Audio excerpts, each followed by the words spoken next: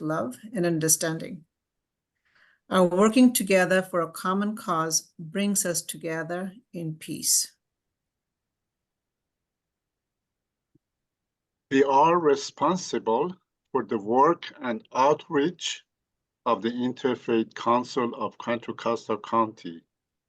The governing board provides the necessary oversight and will be attentive to the elected council ideas, wisdom, and suggestions.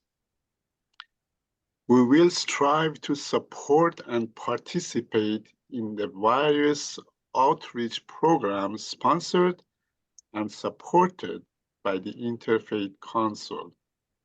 We hold ourselves to the highest ethical standards as we grow together in trust and respect for one another. Our time together is the practice of interfaith understanding, cooperation, and respect. We hope our time together will bless one another, our community, and the world. Thank you very much, Erica and Reza. That's such a powerful document. I really appreciate it. Reverend Channing Miller, from the chair of the Rossmoor Interfaith Council, is prepared to give us the opening faith reflection. Channing?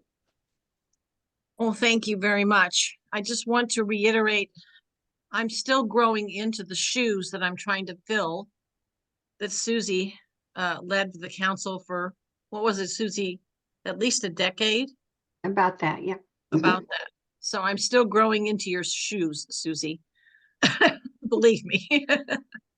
So thank you so much for inviting me today and to go back and kind of refresh my faith history. I'm always so interested in listening to everybody else's faith histories. And I thought to myself, you know, I'm not a very typical person. I don't come from a specific faith, but I'm very studied in interfaith studies, and I come from a very unusual and open-minded family. So I'm going to tell you my story. I am an interfaith practitioner and also a mystic. At this stage of my life, I have the luxury of looking back over many years and seeing the living threads, plus the challenges I have faced, leading me to my spiritual life today. Well, how did these threads and challenges guide me to God? Let me begin with a poem that I wrote, titled One, telling about my healing process and facing challenges along the way of my life. Oh, one who loves me. Oh, by the way, one is my name for God. So you know that. Oh, one who loves me, I am you.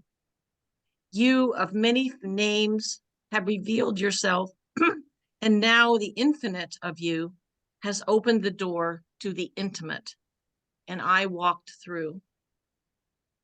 I found that going within is the way to realization and truth. Only by peeling away the seductive outer layers of identity can we get to know the essence, which is as a seed to the plant that it will become. This new awakening, this knowing of true self, is the center, the core, the strength of being. When I need courage, I go within and trust, finding my inner self, which is sure and certain. When needing inspiration, I reach inward for the calm and peace of true being, knowing the divine light is hidden within my soul. Oh me, oh one, oh yes. There is no one to prove this to, only being to live. Inside is eternity, certitude, and presence. Thus I can know, I can see, I can be. I know that our existence does not end, that all of existence vibrates as one without time, because our lives are immersed in the infinite one. Well, I was lucky to be from a family that always said, it's not the problem, but it is the solution to the problem that matters. In our family, when we faced challenges, we were guided to rely on our inner resources and our relationship with God to look to the solution. We were encouraged to talk about any challenges for healing and then share our feelings and ideas for the solution, which became our path forward. When I was about 10 years old, I climbed a beautiful old cottonwood tree near my home in Colorado and found my perch looking out over the Rocky Mountains. In the loving arms of that tree, an extraordinary thing happened that ignited my mystical journey. It was here that I unexpectedly experienced for the very first time the deepest language of the soul: silence, wonder, and awe. I would return to this tree, or in my imagination, often through my teens, as my family experienced many challenges. My connection and relationship to the One in silence was my healing, and ultimately my answer to my path forward. I attended UC Berkeley in the 1960s, getting my Bachelor of Arts and my lifetime teaching credential. I began teaching in the Palo Alto Unified Schools District in 1968, meeting my husband, who was hired to initiate the very first multicultural education program in the district. We became an interracial family, ultimately with 2 children, and experienced much discrimination because of this. Each of my grown children has chosen their own spiritual paths. My son has converted to Judaism. He is gay and married, and my daughter and her husband converted to Islam, raising their 2 sons in the Muslim faith. I am spiritually independent. We are a very unique family, celebrating our love, independent choices, and inclusivity. After my divorce, raising my 2 children, and welcoming 2 grandsons, I retired from over 50 years in corporate communications on the East Coast and in Silicon Valley, moving to Rossmoor and Walnut Creek in 2015. There I began to think deeply about what I wanted to do with the rest of my life. I joined the Interfaith Council of Rossmoor and also I4C, ultimately enrolling at the Chaplaincy Institute Seminary and Community in Berkeley in 2017, with the goal of becoming an interfaith minister. It was at Chi that we were asked to find our own personal name for God. I thought that was such a strange thing to ask, but when I meditated on it, I chose the word "the One" and refer now to God or Spirit as the One. I was ordained in June 2020 and then went on to become certified in spiritual direction from the Phoenix Center for Spiritual Direction in 2022. After suffering and healing from a stroke in 2018, I now serve as the president of the Interfaith Council of Rossmoor, and I have several spiritual direction clients. My path has been to weave my previous life and all of the obstacles I have overcome into a beautiful, shining continuation of my spiritual journey in well-rounded interfaith service, which is all of my life, not just a portion. Where did my courage, drive, and compassion come from? I go back to that beautiful cottonwood tree in Colorado, teaching me about my interior self, reminding me of how much I am unconditionally loved. I offer you a final poem titled "Clearing" by Martha Postlethwaite. Do not try to save the whole world or do anything grandiose. Instead, create a clearing in the dense forest and wait there patiently until the song that is your life falls into your own cupped hands and you recognize it and greet it. Only then will you know how to give yourself to this world so worthy of rescue. My spiritual journey has led me deeper and deeper into the One, recognizing that it is within me as well as outside of me. All is one. When faced with challenges, I first turn to the one for healing and then for the solution, my path forward. I am the one. Spirit is one. We are one. As my opening poem, title One, indicated, my seed has been planted, has grown, is still growing, and will continue to grow after I leave my physical body in the eternal journey of the soul. Channing, thank you very much. That was just beautiful. You radiate such a wonderful and positive spirit. It's really uplifting. And thanks for sharing your personal faith journey. It's beautiful. You're so welcome. Next, we have our community report from Birge from the White Pony Express. And I'm going to turn it over to Cindy Billsborough to do a brief introduction before Eve begins her comments. Thank you. I reached out to Eve to share a community report because there's so many exciting things that are happening with White Pony Express that I'd like for her to share. Eve is the CEO and has been my contact with the White Pony Express, and I love the work that they do. And I'm going to stop my screen share so you can see her in all her glory and have her explain to us what she's been, what she does there with White Pony Express. All right, thank you so much, Cindy. I feel so lucky to be with all of you this morning and agree with David that reflection was beautiful. I do have news to share from WPE. And I think one of the things that I'll share that feels the most important is just how involved so many of you have been in our work. We really see what we do at WPE as putting love into action. And we are driven, powered by the community, by our volunteers. Our model is really dependent on service, and we couldn't do what we're able to do without the 2 large volunteer shifts that show up every day, 7 days a week. And many of them are you.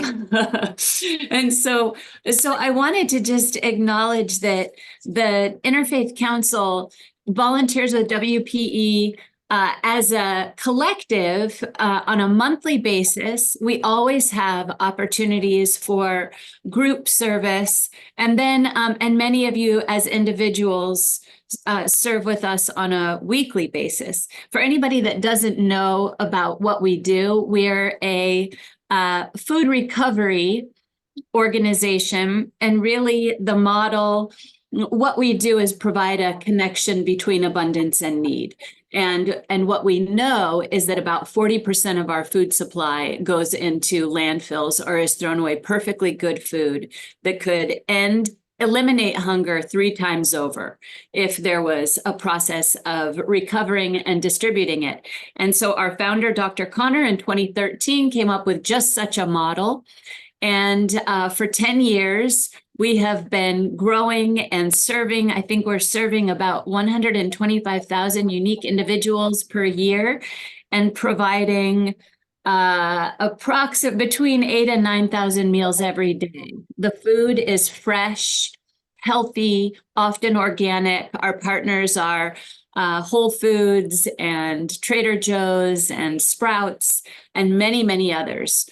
So the real purpose of my being here, I believe, is to say thank you. And that our doors are always open, and we love having your hearts and hands alongside us here.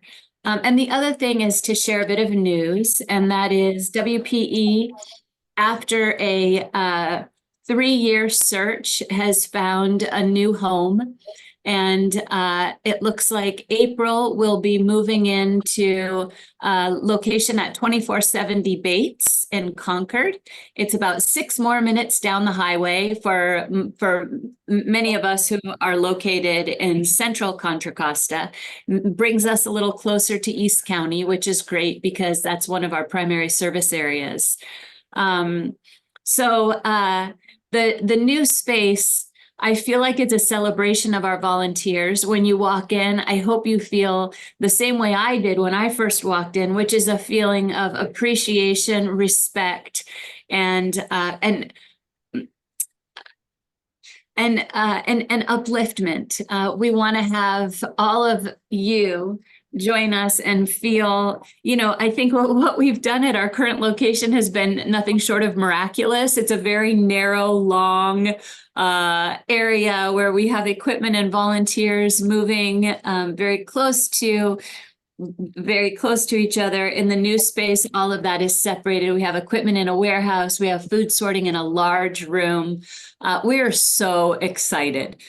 We are going from one single bathroom for the about 75 people who are walking in and out of WPE each day to many bathrooms.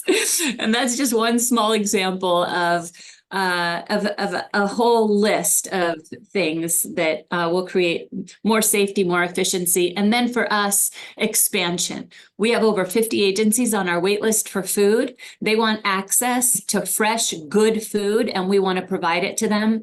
We have a new refrigeration and freezer unit, and that is coming with our deepest thanks to the Church of Jesus Christ of Latter-day Saints, who helped us fund this new refrigerator freezer unit, which will offer about 5 times the capacity of our current refrigerators and freezers. So you can imagine what we'll be able to do for the community and the way that we'll be able to expand our services. We are over the moon. And so with that, I think if anybody has questions, I would love to take them, but I just feel very privileged to be connected to you all. And thank you so much for joining us as frequently as you do. If no one else has questions, let me ask one of Eve. Eve, I know that you, prior to coming to White Pony Express, you were working in a government role, kind of in a grants role, right? And you had not had any previous experience in nonprofits. So White Pony took a big risk on you, and you took a big risk to go to White Pony and kind of completely change your career focus. Can you just comment on what motivated you to do that, and then how it's been for you as executive director of White Pony Express? Oh, sure. I would love to do that. So I did start my career in direct service and nonprofit service. Oh, and so for the first, maybe the first half of my career, I was focused on, and primarily it was on justice reform. And then I thought, well, there is an impact here, but I want to have a greater impact. I want to impact policy. I want to go to the Hill. I was in DC. So I want to be, closer to the actual decisions that are being made. So I joined I joined the federal government. I was working for the Department of Education, working for the highest risk kiddos, and then at the Department of Justice, working on behalf of women who had been victims or survivors who were survivors of abuse. And what I realized is first, things happen slowly in the federal government, in bureaucracy.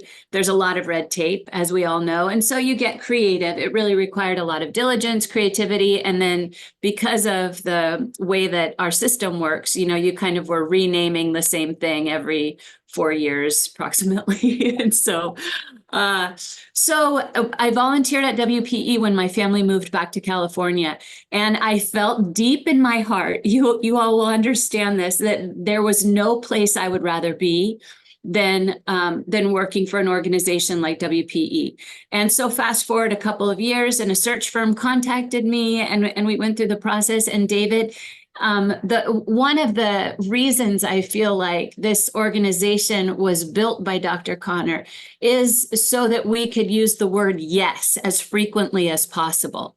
And so that we could, if there was a need in the community, we could move and we could address it. And that is so refreshing for me. So I have quickly unlearned all my tactics that I had developed in federal service, and just got to be, and for me now, my whole being revolves around the word yes. How can we get to yes? And the whole team, it works in that same way. So This is the job of a lifetime, and I feel so lucky to be here working with the community and with this team.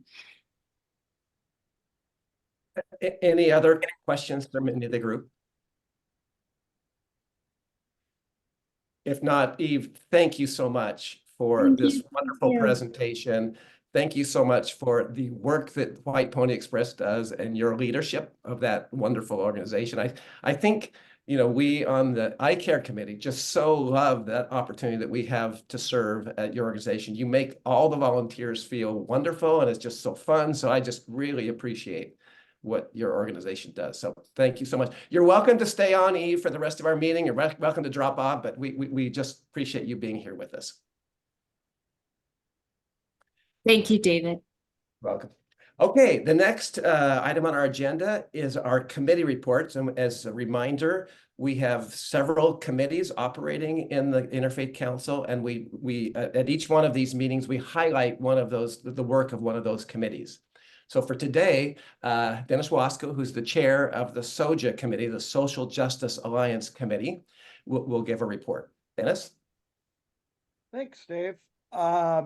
So good to see all of you this morning, and would like to talk a little bit about SOJA and who we are and what we are, and hopefully get some of you to join in our work. A tenet of every one of our religions is social justice, helping our fellow human beings. We are our brothers and sisters' keepers. And so social justice is at the core of our faith's beliefs and our faith's opportunities. And SOJA is, as Dave said, stands for Social Justice Alliance. And SOJA works with various social justice groups in the county. We give our support to all the worthy causes and do group advocacy with them. And our members of SOJA are typically members of other groups. And some of those are like EBHO, which is East Bay Housing Opportunity, the Multi-Faith Action Coalition, FAME, which stands for Faith Alliance for Moral Economy, and California Interfaith Power and Light, and the Poor People, also the Poor People's Campaign. So what we do is we monitor the social justice issues across the country, working with those different groups, and our liaison with I4C with our monthly reports and our presence here at the elected council. So what we do is also, in addition to working with some of these other groups, we monitor the work of government at all levels. And this means sitting in on city council meetings or the county board of supervisors meetings, and it means intricately monitoring and participating in the work of those. And some of the issues are some of the things that we have done is writing letters to representatives of the government, and also sometimes participating in demonstrations or talking at the various city council meetings. Some of the things that we've recently been involved in are housing. Housing is a prime issue for SOJA. And this year we've seen a lot of success. The city of Antioch recently passed a tenant anti-harassment ordinance. Concord is it's a slow process, but it's taken a couple of years. But they are coming to have a rent stabilization ordinance and a just cause eviction ordinance. So SOJA is working with the city council members, and our members are very much involved in attending the meetings for this. Also, Concord getting back to the the ordinances that Concord is looking at, the rent stabilization and just cause.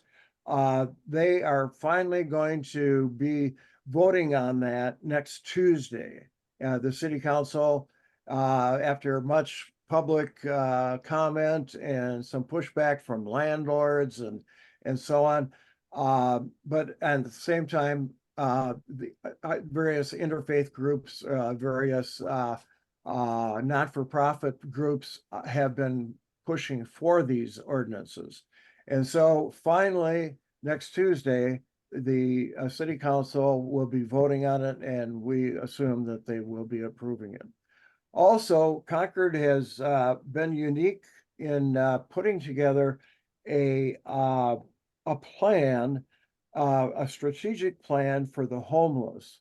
And this was a 46-page report. And that also has been approved last Tuesday and has been approved by the city council. One of the other things in SOJA is ICANN, and that stands for Interfaith Climate Action Network. And it works with all issues related to climate change. And Jan Warren, who most of you know, heads up the efforts in this regard, and she works closely with California Interfaith Power and Light. And some of the main things are, and you know, all of us may not know that the refineries in Martinez are slowly going to be converting from fossil fuel refinement to biofuels. And so we're very definitely involved in monitoring the progress on that and hopefully moving forward on that. These are just a couple of examples of the type of work that SOJA does. We're a small group. We meet every the third Wednesday of every month at from 6 to 7, and that's just to kind of review what the various members have been working on and having plans for the future. And we're always looking for people who want to be involved specifically in social justice issues. You can pick whatever floats your boat, and whatever is something that you would be vitally interested in and following at a deeper level. And we certainly would welcome you. We would love to have you as part of our SOJA group.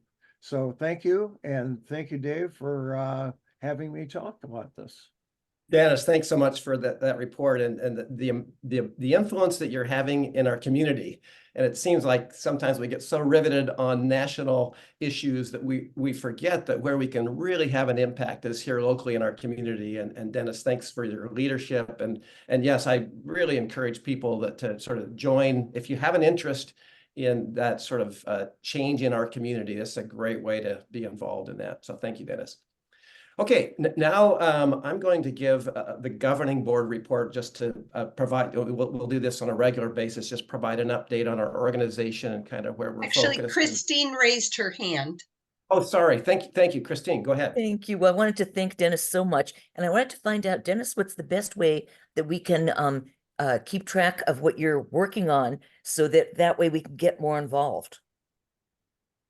The best way, Christine, is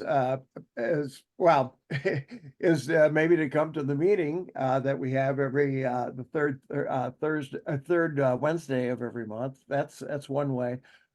We do have in our EC meetings here, we part of that is the reports of the various committees, and Social Justice Alliance is one of those. So typically we have a report on the various issues, and the issues are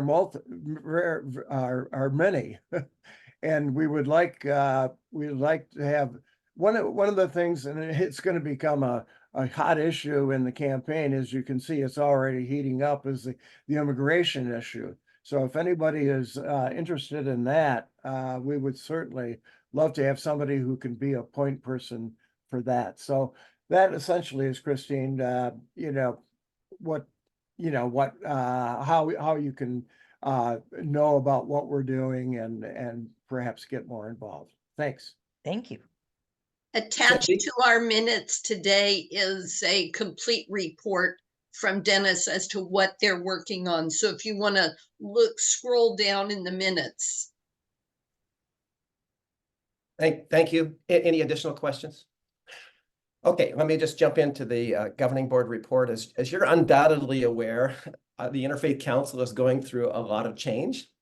And some of the factors that precipitated these changes were discussed at last week's elected council meeting. I unfortunately missed that meeting because I was traveling overseas. But as I reflect on these changes, I want to emphasize that relationships are really at the heart of our collaborative interfaith work. And for me personally, I'm incredibly grateful for the people that, many of whom I see on the screen here, that I've had the privilege of connecting with through the interfaith community. And I genuinely hope that we can create spaces for these kinds of relationships to flourish, even during difficult times. At our last meeting, Cindy asked for volunteers to assist with resetting and strategizing the path forward for the Interfaith Council. I'm thrilled that over 10 individuals, very thoughtful individuals, have stepped forward to serve on an advisory committee. So this committee all of the members of this committee, I would say, are esteemed members, including current elected council representatives, as well as former board members, including several past chairs. Recently, the committee convened with the board. It was a combined meeting to chart out the role and objective of this advisory council committee. Moving forward, the advisory council will meet independently with the aim of presenting their insights and their recommendations to the governing board. Rest assured, we'll keep the elected council updated throughout this process. And of course, we welcome, and I'm sure the advisory committee welcomes, your input and suggestions. And I'll provide some more input, more information about the advisory council as we continue to move forward, and they may want to report directly as well. But my personal commitment as the governing board chair is to do everything in my power to help this organization to flourish. Specifically, I would like to see us create more space for interfaith unity to take shape and to flourish. I believe there's such great power when we're unified. I particularly would like to encourage more face-to-face, small group interactions where we can get to know each other on a more personal level. I warmly invite each of you, and in fact, all of us depend on each other to make this organization successful. So we need your involvement, and there are a number of ways that you can contribute. And perhaps our most pressing need right now is to strengthen the governing board. As you know, we have 4 governing board members. Our bylaws call for 9. So we need to add 5, 6, 7 more governing board members. And so we really need to strengthen the governing board. The governing board members, as you may know, are elected council members who are willing to serve on this governing board, which, as you know, the governing board provides administrative, takes care of the administration, plans meetings, set strategy, make sure we're following our policies, all of those kind of things. But I have to say, it's a delight to serve on the governing board. Great people, we have great dialogue, and we really need more governing board members. So may I suggest that you personally consider volunteering and that you consider recommending others. If you can think of someone who's not currently a member of the elected council, you could also nominate them to be on the elected council with potential hope that maybe they could also serve on the governing board. We have plenty of room in both our elected council and governing board to add new members. So we really appreciate any suggestions and recommendations you have in that regard. And I know that the advisory committee is focused on this as well. Number two, if you could just interact with us on the governing board, sharing your suggestions, sharing discussion topics that you have for discussion topics for upcoming meetings. Any feedback that you have, please don't hesitate to reach out to any of us on the governing board and provide your feedback as we navigate forward. Number three, you can volunteer to serve on one of our committees. Dennis reported on SOJA. There's, of course, there's the eye care committee that does community service. There's the Singing Messengers, which that's a choir that goes into nursing homes to sing. It's a wonderful committee that would love to have more members. And then, of course, you can always volunteer your faith community to serve on eye care projects, where you do get the opportunity to get to know people on a personal level as well as serving in the community. So I guess to just summarize, we need your involvement. We just appreciate your interaction, your input. Many of you that are on this call have provided really wonderful input and perspective, and we so appreciate that. The role of a governing board member is, we're volunteers. We're trying to do the best we can. We want to serve the community, and we just need that interaction to be able to do that in the best way possible. Let me just pause there. Does anyone have any questions that they would like to ask just about this process and where we're at?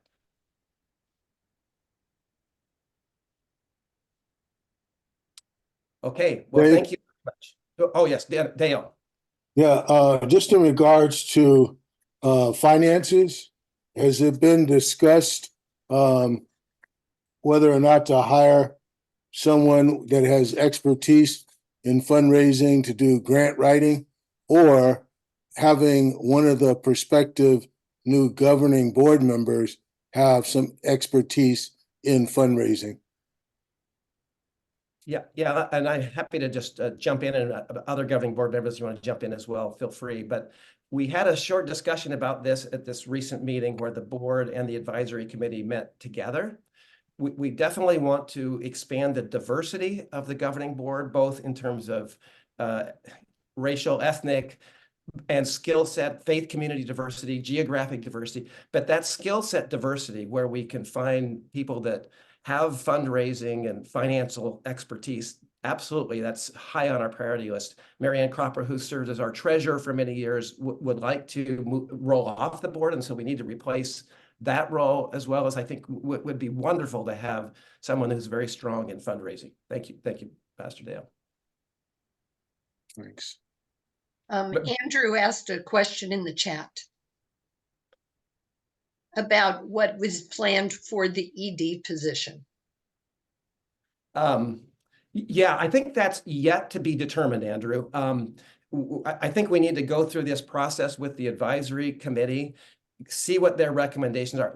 I think we need to pause and make sure we've got our strategy set and we know what it is we want to do in the future before we jump into the hiring an executive director. I think my personal view is in the longer term, I think we need one, but I think we're going to take it slow and cautiously.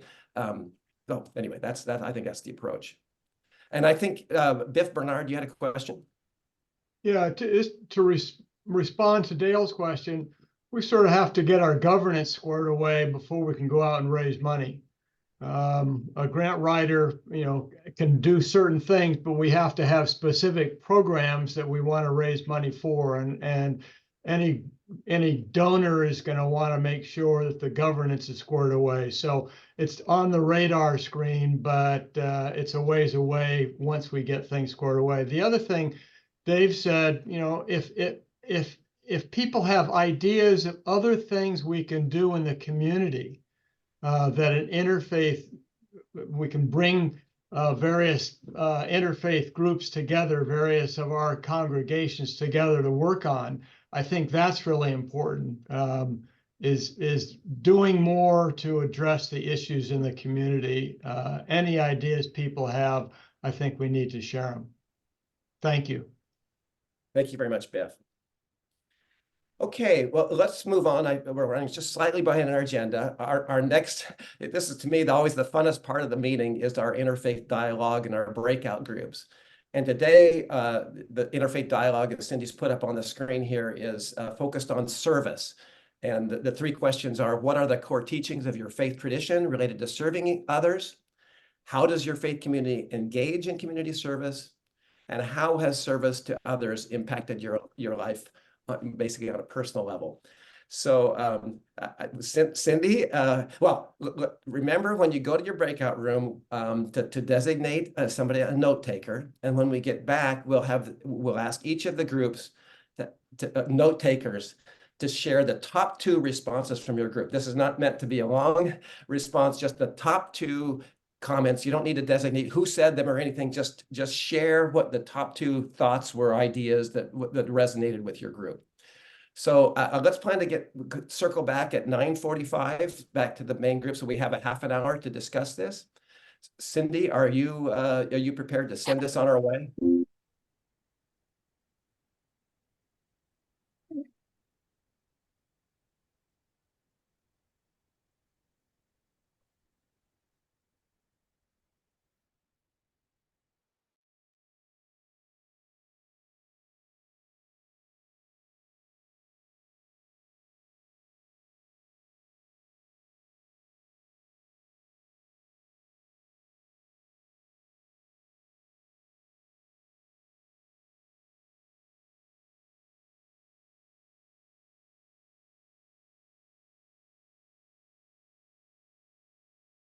And welcome back, everyone. When we're so, oh, wait a minute, Cindy, I just got a notice that I'm to join a breakout room. So if you got a notice, I hope not. push not now, okay? Okay, all right. I just don't want people to go to the breakout rooms and get lost. All right. Well, let me just applaud you, Cindy. Thank you. It all worked out really well. I think we cut the conversation just a little short, so we made sure we have enough time to get back and chat about it. So Cindy, can you maybe just call on if you have a list of who's in each breakout room, and we could ask for people to give reports. Again, keep your report to 1 minute or less and focus on the top 2 items that you felt were relevant for the broader group. Okay, our first group was Ben Jones, Biff Barnard, Cynthia Peters, Nancy Batty, and Naomi Ehrlich. Carolyn, Cynthia, you're muted.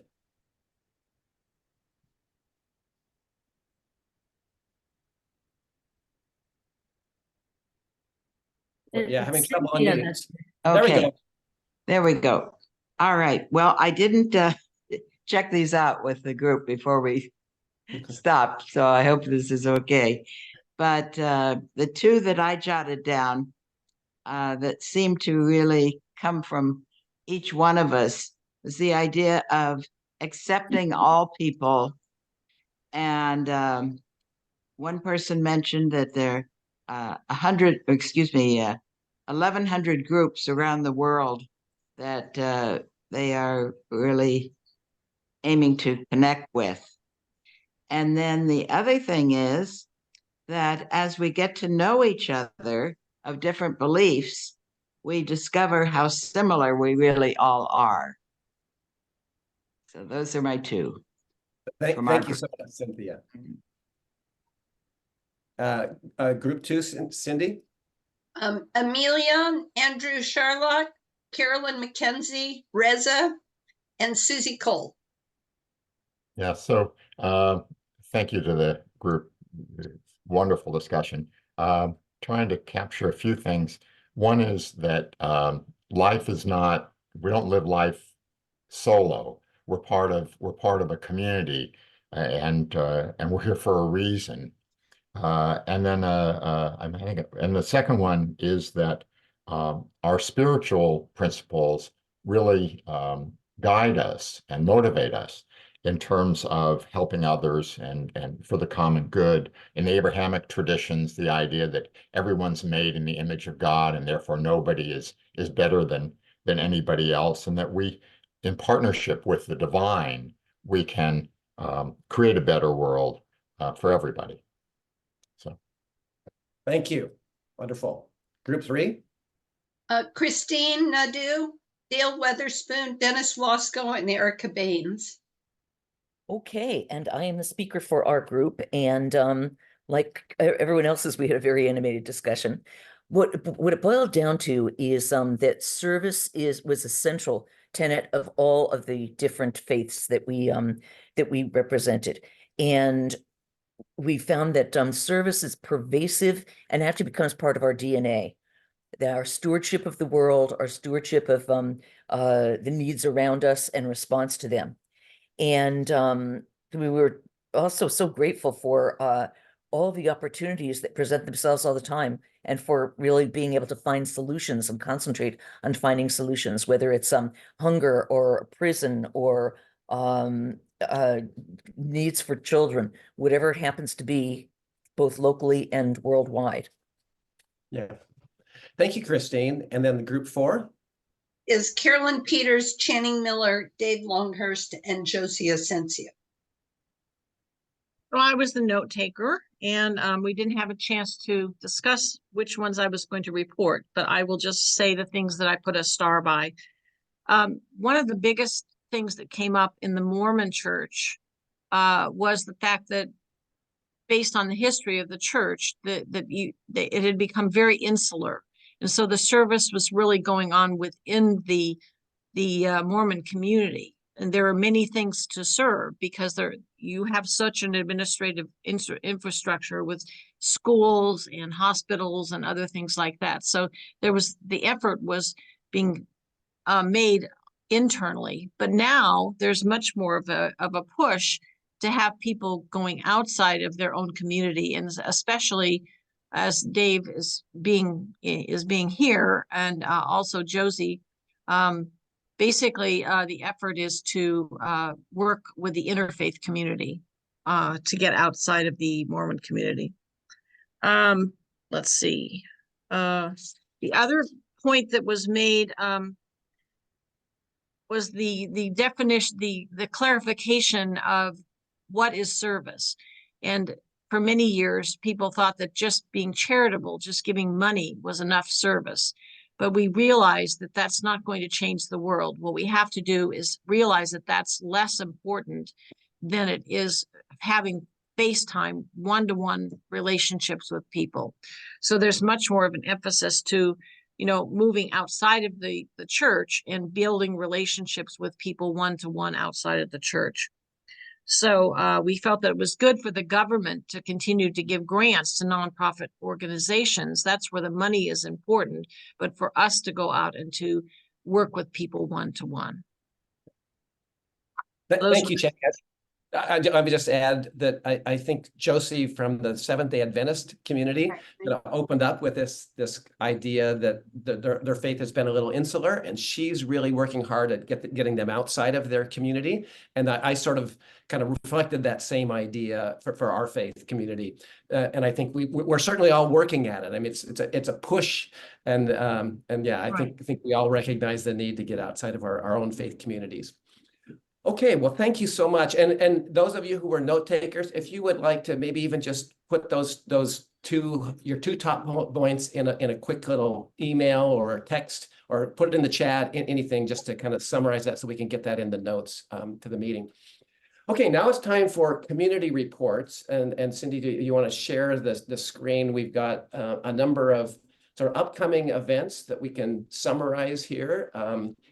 And feel free, any of the members of the community that want to chime in. I mentioned nominations for the governing board. We're certainly welcome that. And I love the hands, raising your hands kind of thing. That's very nice visual. And then upcoming events. Oh, this is one. Channing probably can talk to this one. I'll just let Channing share what this is all about. Sure. One of the things that we have begun in the Rossmoor community is what we call sacred site visits. And so what we're doing is making arrangements to visit different worship sites. And last year we visited the Hindu temple down in Livermore, and we also visited the Interfaith Peace Project up in Antioch. And coming up now, we have arranged for a trip to the Christian Science Church in Danville, which is at 650 Danville Boulevard. And that's on the 25th of February at, it starts at 2:30. And anybody from I4C is able to go, even though we're sponsoring it. So if you're going to go, we just need to have, if you could just RSVP me at my email address there, chaninka@aol.com, and I will let you know all the details. But you'll Thank you have so to much. provide your own transportation. It's right down in Danville. So I hope you can come. And Nancy Beatty has been very helpful in getting this set up with me. And I've also worked with Gwen McCauley, who goes to the church in Danville. So we'd love to have as many of you as would like to come. Thank you very much for organizing this. This sounds delightful. Hope to see several of you there. Our next announcement is two announcements on this page. First, the Interfaith Earth Fest. This is the second annual event. It's hosted at the Peace Lutheran Church. It's sponsored by iServe, which is a smaller interfaith community in the San Ramon Valley. So it's a great opportunity to focus on being green and ways that organizations in the community are greening us up. And then Cindy, did you want to talk about the Hilltop Gardening Workshop? Sure. So the Church of Jesus Christ of Latter-day Saints in Richmond, El Sobrante, sponsors this event on Hilltop Drive. It's right next to the Jewish temple there on Hilltop. And it is incredible. I went last year, and I think there were 500 to 600 people that showed up. It is amazing. The workshop, they have multiple workshops going on at the same time, both inside the building and outside. And they're making salsa, and they're doing beekeeping and how to grow different things, how to get rid of pests. I went to that one and it was life-changing.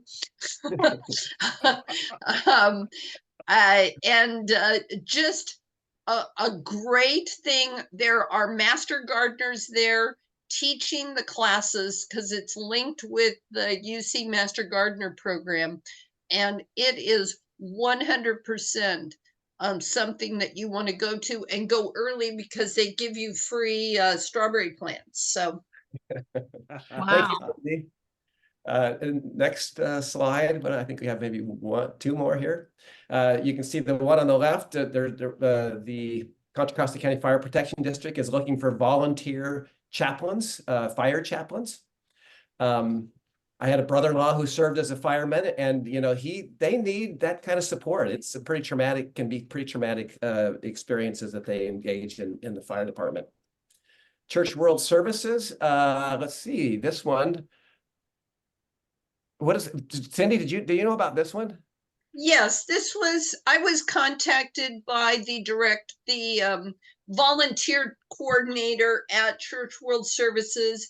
He is very interested in having faith-based communities volunteer to assist them.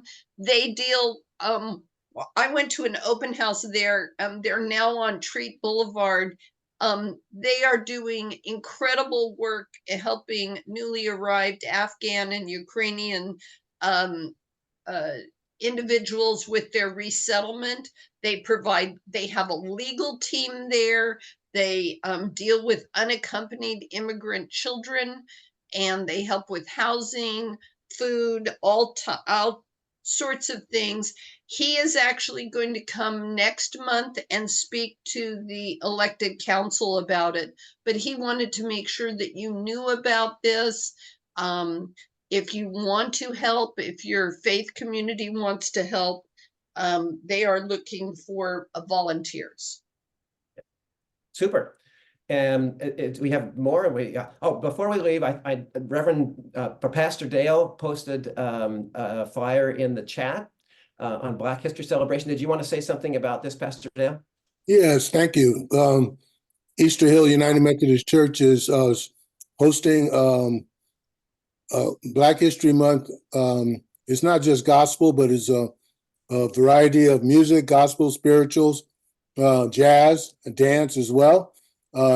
we're anticipating this is going to be so well attended that we're not holding it at Easter Hill, but we're going to be holding it at El Sobrante United Methodist Church, who has a much larger sanctuary.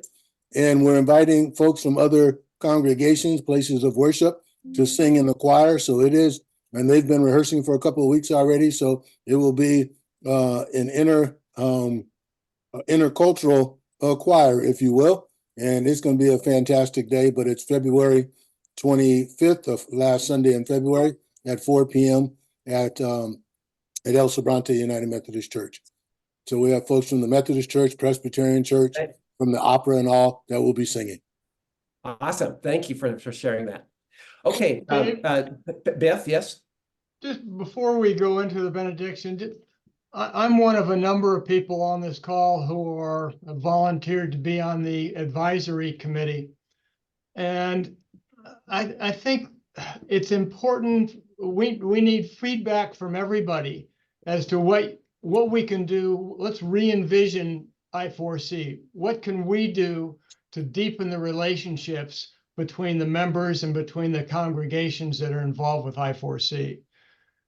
The whole core of what Interfaith is about, as I see it, is people of different beliefs coming together, working on projects that they share an interest in, and in doing so, developing relationships with people of other beliefs, so you can then have appreciative inquiry and discuss the similarities rather than just the differences in beliefs. And I think all these programs that are going on are fabulous. But I think the key is, and what the Interfaith Council, I think, should be about, is having people work together on these projects. iCare is a classic example of interfaith, of groups working together. But the follow-on is that you develop the personal relationship by working side by side and develop that relationship with people, so you can then have appreciative discussion and find out the similarities in different beliefs. And I think we all need to step back and say, how can I4C live into that? How can we do a better job of having more people, individuals want to get together and deepen the relationship with our 108 congregations? So we need your ideas. Think through what I4C can be. This is an opportunity for everybody to make this happen. And we need your input as we try all together, try to re-envision I4C. Biff, so well said. Thank you so much. Dave, can I just add to what Biff just said? I agree with all that you said, Biff. I just also want to challenge us in our thinking. So often we think in either or, and I think we have to be able to think of a both and, that we can do some things while we're still working on others. And sometimes I hear the conversation as either or, and I want us to expand our thinking, a both and. Thank you. Okay. Perfect. Thank you. Okay, I know we need to wrap up here soon. I think we really have two minutes until we're at the end. Dennis has prepared a benediction, and we would, and Dennis, I want to give you your time, but if you can make sure we keep it short. Thanks for that flyer. Thank you. Okay, yeah, I wanted to at least show the flyer. I brought it up so that you can see it. El Sobrante and mask are required. So yeah. Maybe we can put that in the minutes when we send it out. I will absolutely put that in the minutes. Okay, all right, Dennis, take it away. And thank you all for being here. Thank you, Dave. And in the light of everything that we have talked about today, and in the reflections, especially by Reverend Dale and Biff right at the end, we are starting on a new adventure. We're starting on a new beginning. And so I'd like to, and some of you have heard this poem before, but it's a poem for a new beginning by John O'Donohue. And I think it's well said for where we are today. In out-of-way places of the heart, where your thoughts never think to wander, This beginning has been quietly forming, waiting until you were ready to emerge. For a long time, it has watched your desire, feeling the emptiness growing inside of you, noticing how you willed yourself on, still unable to leave what you had outgrown. It watched you play with the seduction of safety and the gray promises that sameness whispered, heard the waves of turmoil rise and relent, wondered, would you always live like this? Then the delight, when your courage kindled, and out of you stepped onto a new ground, your eyes young again with energy and dream, a path of plenitude opening before you. Though your destination is not yet clear, you can trust the promise of this opening. Unfurl yourself into the grace of beginning that is at one with your life's desire. Awaken your spirit to adventure. Hold nothing back. Learn to find ease in risk. Soon you will be home in a new rhythm, for your soul senses the world that awaits you. Amen. Amen. Thank you so much, Dennis. And thanks to all who are here, and blessings to each of you. Thank you, Dave. Bye-bye.